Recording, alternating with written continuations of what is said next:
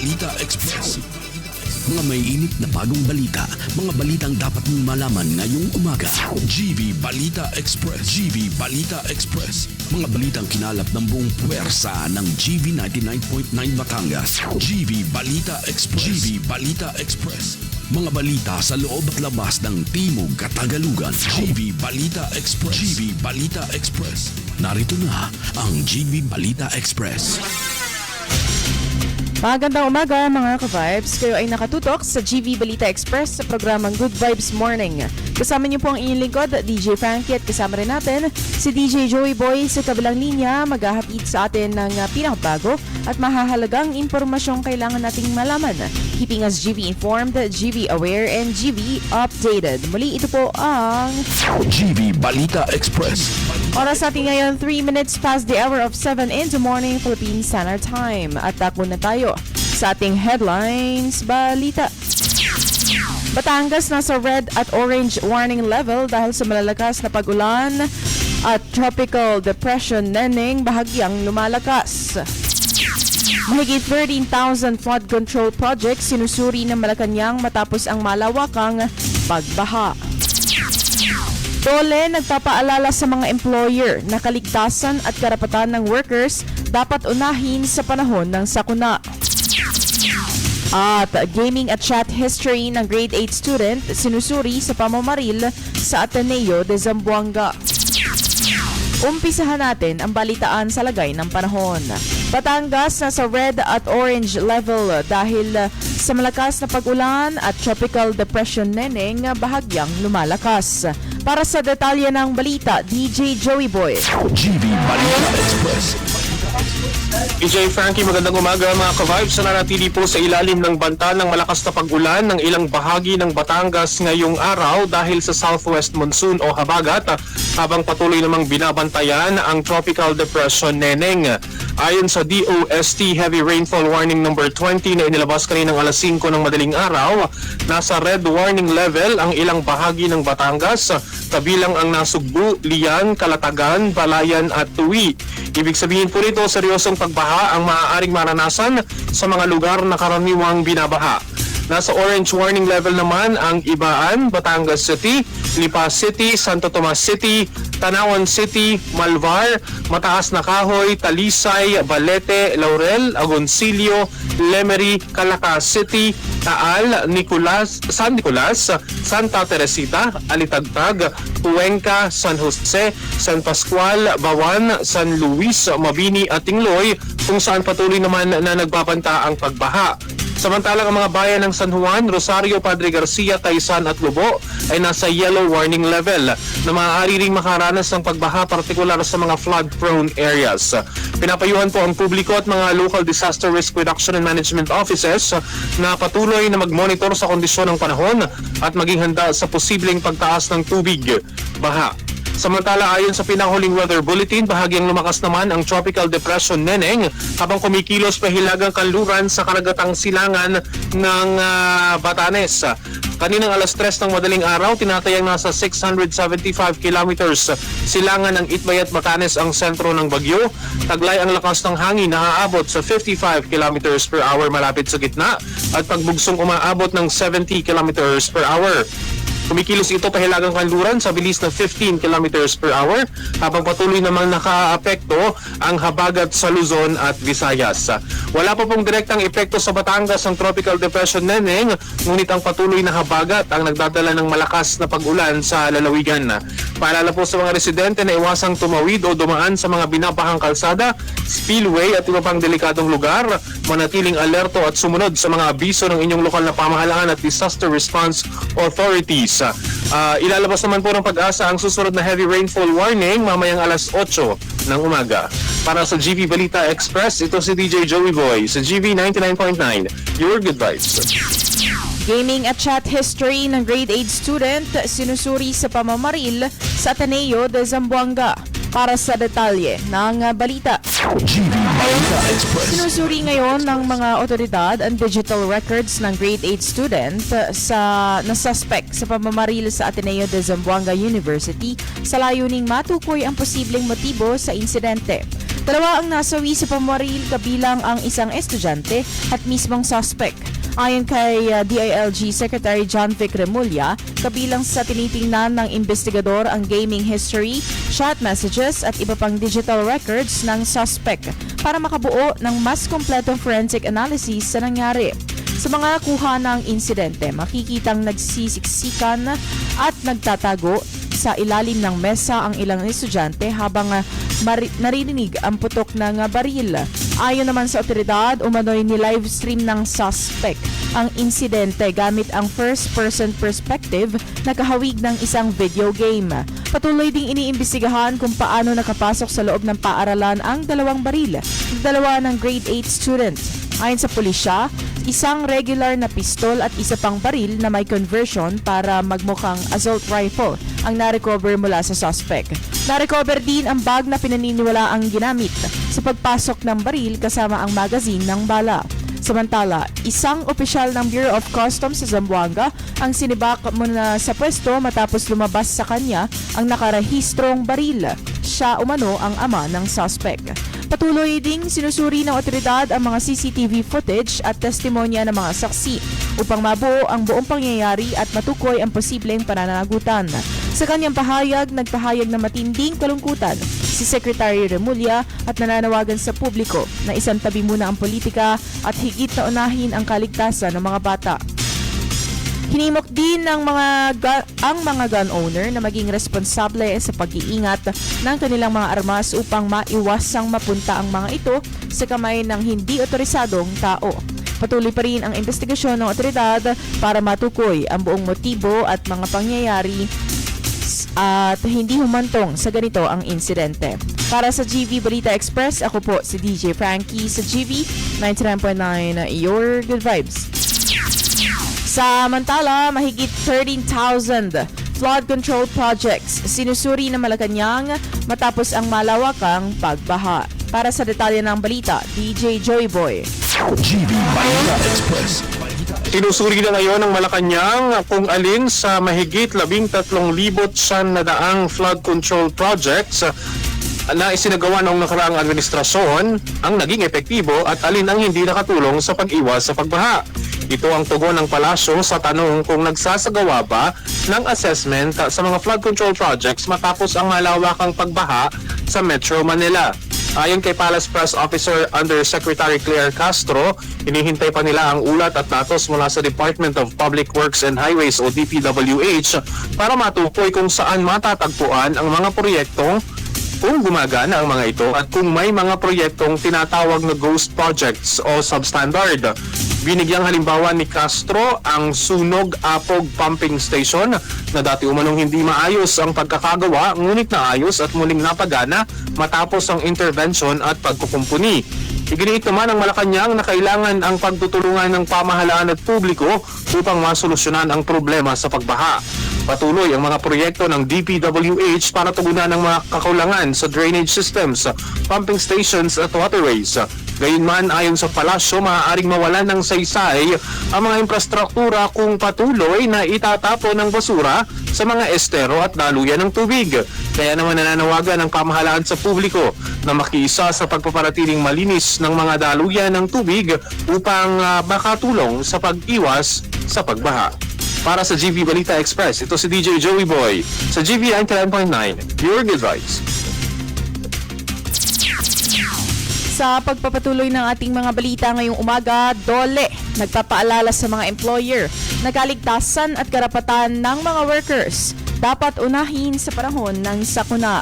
Para sa detalye ng balita, nagpapaalala ang Department of Labor and Employment o DOLE sa mga employer na unahin ang kaligtasan at karapatan ng mga manggagawa lalo na sa panahon ng mga sakuna at iba pang insidenteng maaaring magdulot ng panganib sa kanilang buhay.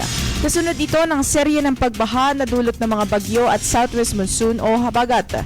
Ayon sa DOLE, kung may imminent danger o agarang banta sa kaligtasan ng mga manggagawa, kailangan magsagawa ang employer ng angkop na hakbang kabilang ng pagsuspende ng operasyon o pagbibigay ng alternative work arrangement kung kinakailangan. Kabilang sa mga disruptive events ang pagbaha, bagyo, lindol, public health emergencies, industrial accidents at iba pang insidenteng maaaring maglantad sa workers sa panganib. Nilinaw din ng DOLE na hindi dapat patawan ng parusa o sanction ang mga empleyadong hindi nakapasok sa trabaho dahil sa malinaw na banta sa kanilang kaligtasan.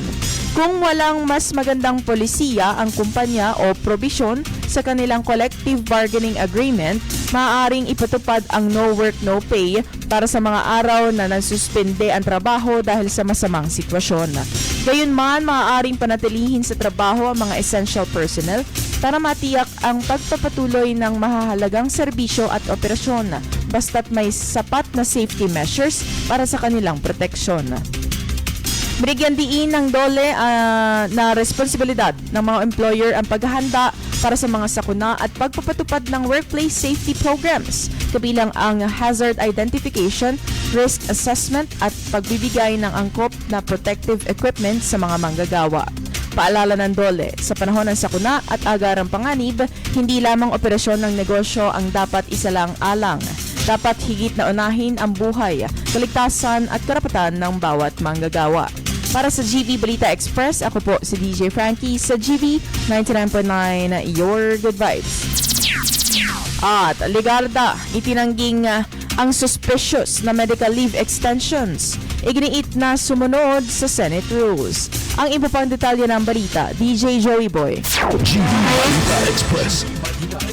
DJ Frankie, tinanggi nga ni Senator Loren Legarda ang pahayag ng Office of the Ombudsman na quite suspicious umano ang paulit-ulit niyang pag-extend ng medical leave. Sa kanyang pahayag, sinabi ni Legarda na isinagawa niya ang mga medical leave extension alinsunod sa mga patakaran ng Senado. Giit ng senador, wala siyang ginawang anumang paglabag at hindi dapat sumailalim sa walang basihang paratang ang sino mang gumagamit ng kanilang legal na karapatan. Ayon sa mga ulat, unang nagsumite si Legarda ng medical leave para sa August 3 hanggang August 5. Sinundan ito ng panibagong leave para sa August 11 at 12 at isa pa para sa August 17 hanggang August 19. Dahil dito hindi nakadalo si Legarda sa impeachment trial at mga sesyon ng Senado mula Agosto 3. Matatanda ang umalis ng bansa si Legarda kasama ang kanyang anak na si Batangas Representative Leandro Leviste noong Agosto 2 kung saan dumaan sila sa Hong Kong bago nagpunta sa France. Samantala, sinabi ni Assistant Ombudsman Miko Clavano na nakitaan umano ng ahensya ng kahina-hinalang pattern ang mga paulit-ulit na extension ng Travel Authority ni Legarda para sa medical reasons. Hinikayat naman ni Legarda ang publiko na maging mapanuri, lalo na sa timing at nature ng mga paratang na tinawag niyang hindi totoo. Iginiit din ng senador na nananatili siyang kumpiyansa na mabibigyang linaw ang mga usapin kapag lumabas na ang buong katotohanan.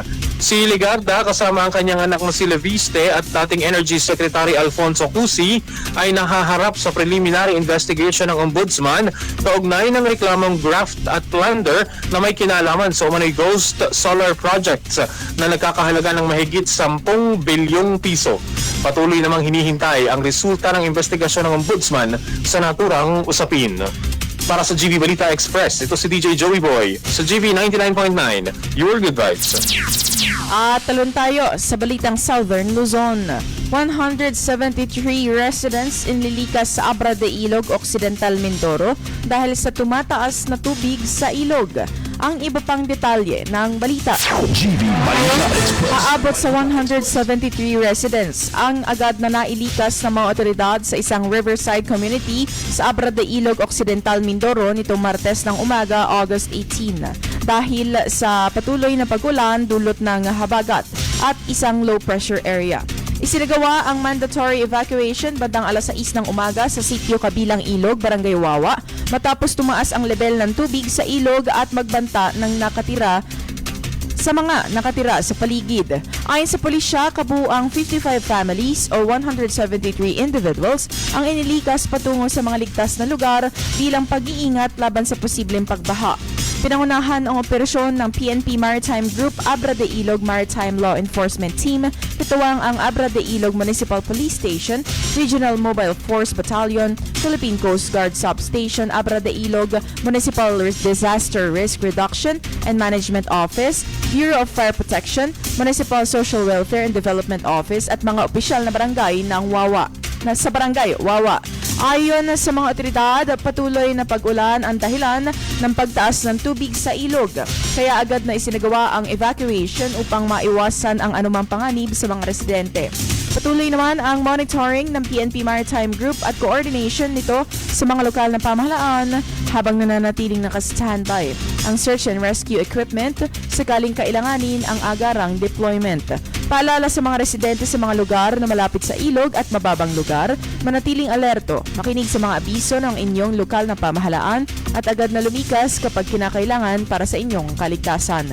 Para sa GV Balita Express, ako po si DJ Frankie sa GV 99.9, Your Good Vibes.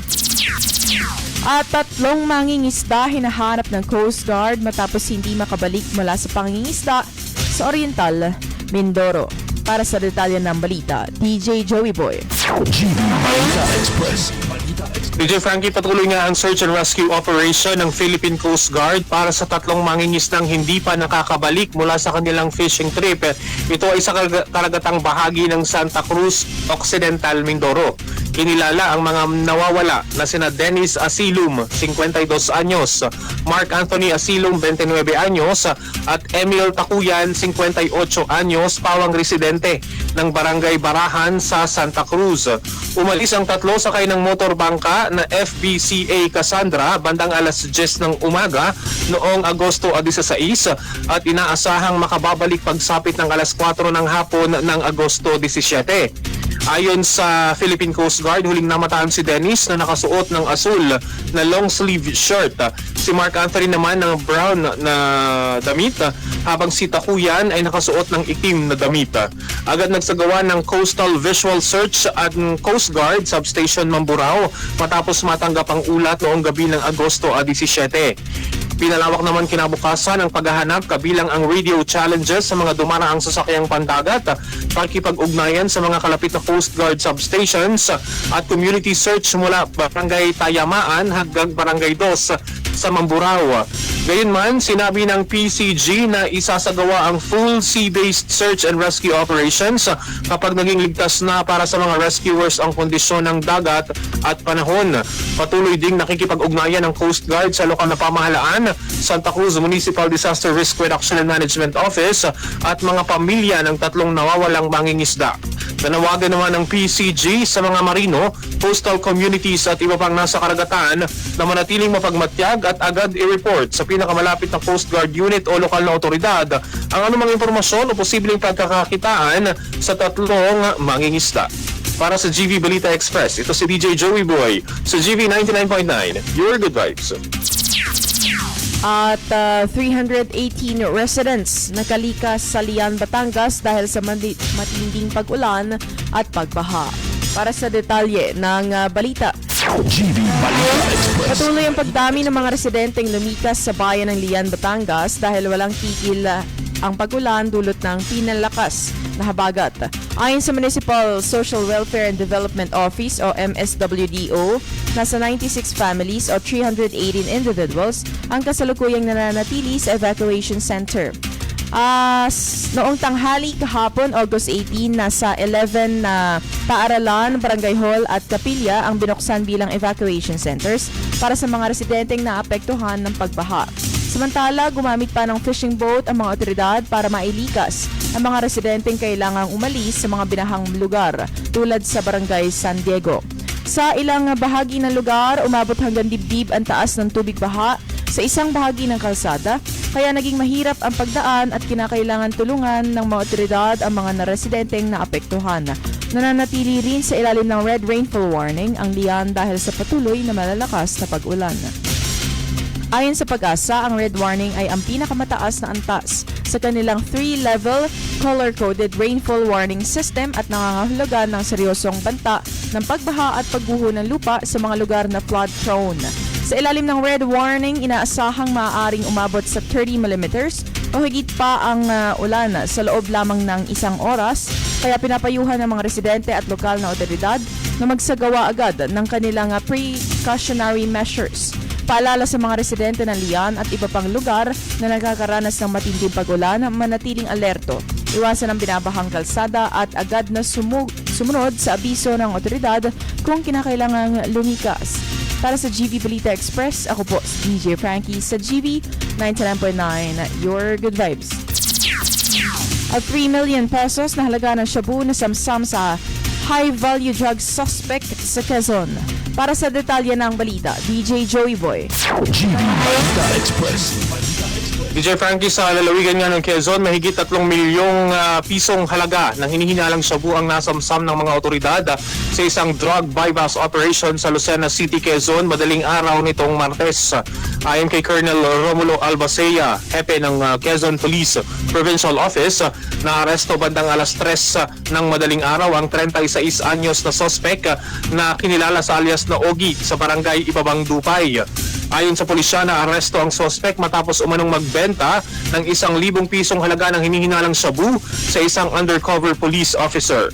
Sa isinagawang operasyon, nakumpiska mula sa suspect ang isang heat-sealed plastic sachet at 2 knot-tied plastic bags na naglalaman ng hinihinalang shabu na tumitimbang ng 150 gramo. Batay sa standard price ng Dangerous Drugs Board, nasa 6,800 pesos kada gramo, kaya naman tinatayang nasa 1,020,000 pesos ang halaga ng nakumpiskang droga. Gayunman, tinatayang aabot sa 3 milyon at 60,000 piso na street value nito. Nasamsam din ng mga otoridad ang isang motorsiklo na pinaniniwalaang ginagamit sa umano'y illegal na aktibidad ng suspect.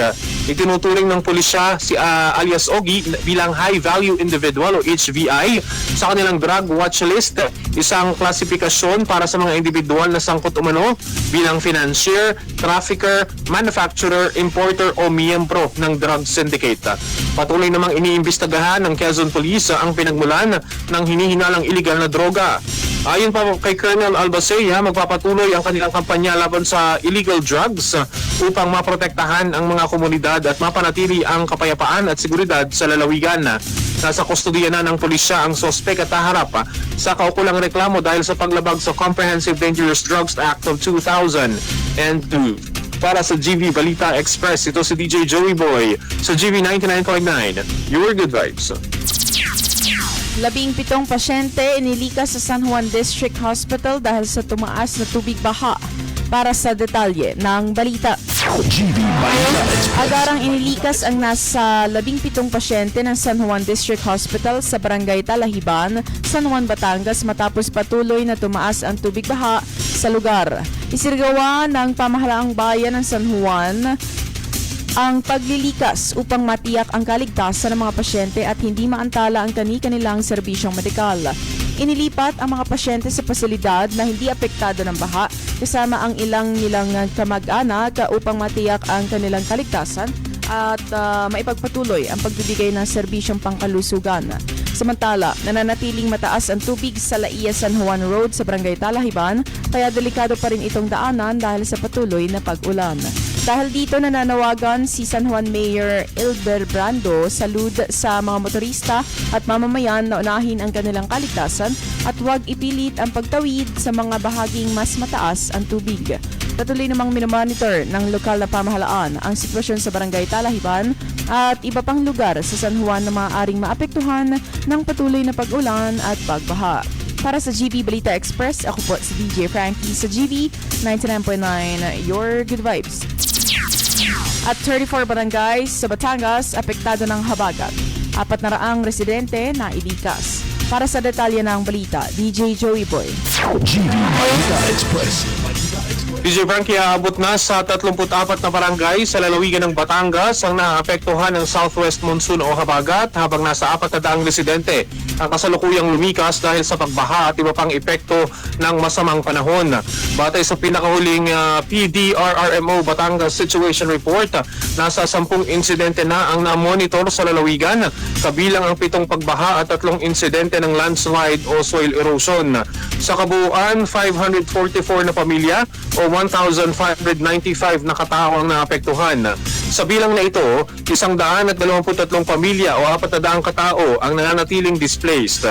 Kabilang dito ang 361 katao na nasa evacuation centers, habang 39 naman ang nananatili sa ibang ligtas na lugar. Sa kabila ng mga insidente, wala pang naitatalang casualty dahil sa epekto ng habagat. Samantala, 34 na kalsada ang naiulat na hindi madaanan, habang 28 tulay at spillway ang naapektuhan. Kabilang sa mga hindi madaanan ang Bugaan Spillway sa bayan ng Laurel, ilang spillway at kalsada sa Lian, Batangas, pati mga bahagi ng San Luis, San Nicolas, Rosario at Calaca City. Mayroon ding 37 barangay sa 5 LGU o local government unit ang nakararanas ng power interruption. Pinakamarami rito ang nasa bahagi ng Lubo, Batangas na may 17 barangay, sinundan ng Mabini na may 10 barangay at Calaca City na may 7 barangay. Wala namang naiulat na pagkaantala ng supply ng tubig sa buong lalawigan. Samantala, ilang biyahe rin sa Port of Batangas ang kinansila dahil sa kondisyon ng panahon. Gayunman, wala namang naiulat na stranded passengers, rolling cargoes, vessels o motorbangka sa mga coastal ng mga Coast Guard station na sumasakop sa Batangas, Southern Quezon at Northern Quezon. Patuloy naman ang 24 oras na monitoring ng Provincial Emergency Operations Center, katuwang ang mga lokal na pamahalaan at iba pang concerned agencies. Nakastandby rin ang mga rescue personnel, sasakyan, watercraft at iba pang kagamitan para sa agarang pagtugon sa mga lugar na nangangailangan ng tulong. Isang payloader naman ang na-deploy sa barangay sa Imsim sa Santa Teresita para sa clearing operations. Kaya naman po paalala sa mga residente, manatiling alerto, iwasang dumaan sa mga binahang kalsada at spillway at huwag ipilit ang pagtawid sa mga lugar na mataas ang tubig. Patuloy ding pinapayuhan ang publiko na sumunod sa mga evacuation advisory ng lokal na pamahalaan, lalo na habang nananatili ang banta ng malakas na pag-ulan dulot ng habagat. Para sa GV Balita Express, ito si DJ Joey Boy sa GV 99.9, Your Good Vibes. Alternative work arrangement at learning modes ipatutupad sa Batangas at iba pang lugar ngayong araw. Para sa detalye ng balita. Ipatutupad ngayong araw, August 19, ang alternative working arrangement sa mga tanggapan ng pamahalaan sa Metro Manila at ilang lalawigan kabilang ang Batangas kasunod ng Memorandum Circular No. 129. Kabilang sa mga sakop ang National Capital Region, Abra, Benguet, Ilocos Sur, La Union, Pangasinan, Bataan, Bulacan, Nueva Ecija, Pampanga, Tarlac, Zambales, Batangas, Cavite, Laguna, Rizal, Occidental Mindoro at Oriental Mindoro.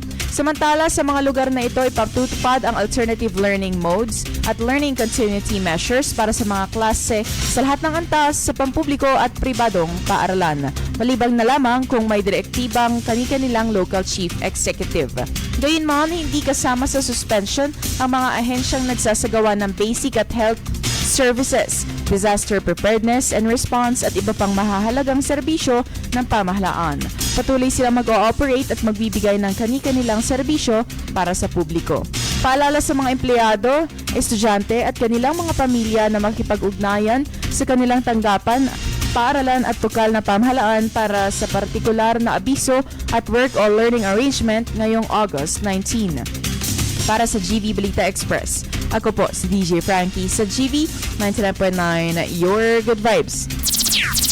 At ilang kalsada sa Calaca City hindi madaanan ng malalaking sasakyan dahil sa pagguho ng lupa.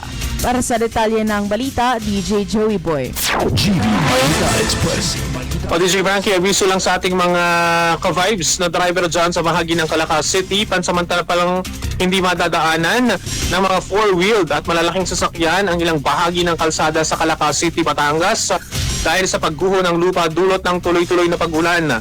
Batay po sa road update ng lokal na pamahalaan, kagabi alas 8, Agosto 18, bilang sa mga apektadong lugar ang Purok 1 sa Barangay Dila at Barangay Puting Bato East. Sa mga nabanggit na lugar, mga motorsiklo at tricycle lamang ang pinapayagang dumaan habang pansamantalang hindi makararaan ang mga four-wheeled at malalaking sasakyan. Pinapayuhan po ang mga motorista na mag-ingat at iwasan muna ang mga apektadong bahagi ng kalsada kung hindi kinakailangan, lalo na habang nagpapatuloy ang pag-ulan at may posibilidad ng panibagong pagbuho ng lupa. Patuloy din mong pinapayuhan ng publiko na makinig sa mga abiso ng lokal na pamahalaan at mga otoridad hinggil sa kondisyon ng kalsada sa lungsod ng Calaca. Para sa GV Balita Express, ito si DJ Joey Boy sa GV 99.9, Your Good Vibes. Yan ang kabuuan ng ating balita ngayong umaga. Manatiling nakatutok sa the most influential Good Vibes radio station. Para kayo ay GV informed, GV aware, and GV updated. Ako po si DJ Frankie at nakasama natin si DJ Joy Boy on the other line sa GV 99.9, Your Good Vibes. GV Balita Express. GV Balita Express. Mga may init na bagong